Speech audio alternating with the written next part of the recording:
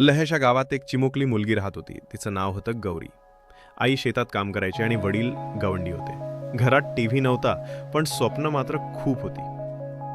गौरीला मोठं होऊन पायलट व्हायचं होतं. शाळेत ती खूप हुशार होती. पुस्तकं वाचायला, आकाशाकडे बघत स्वप्न पाहायला तिला फार आवडायचं. तिचे वर्गमित्र हसत गावातली मुलगी पायलट होणार अशक्य आहे. पण गौरीच्या डोळ्यातल्या चमकत्या स्वप्नांना कोणीही विझवू शकत नव्हतं.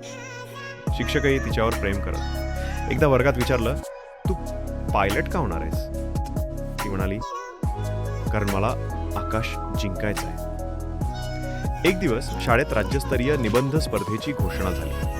विषय होता माझं स्वप्न. गौरीनं मनापासून लिहिलं. तिचा निबंध पहिला क्रमांक मिळवून मुंबईच्या कार्यक्रमासाठी निवडला गेला. पहिल्यांदाच ती गावाबाहेर आली, बसमध्ये बसली, मोठ्या शहरात आली.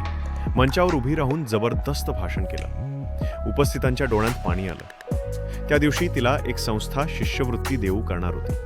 तिच्या शिक्षणाचा खर्च आता संस्थेच्या जबाबदारीत गेला. गौरीनं अभ्यास सुरूच ठेवला. अनेक अडचणी आल्या, पण ती डगमगली नाही. शेवटी 5 वर्षांनी ती पायलट बनली. जेव्हा ती पहिल्यांदा विमान चालवत होती, तेव्हा ती आकाशात पाहत म्हणाली, आई, मी आकाश जिंकलं. गावातल्या लहानशा घरातून उठून स्वप्नांच्या गगनात झेप घेणारी गौरी आज हजारो मुलींना प्रेरणा देते.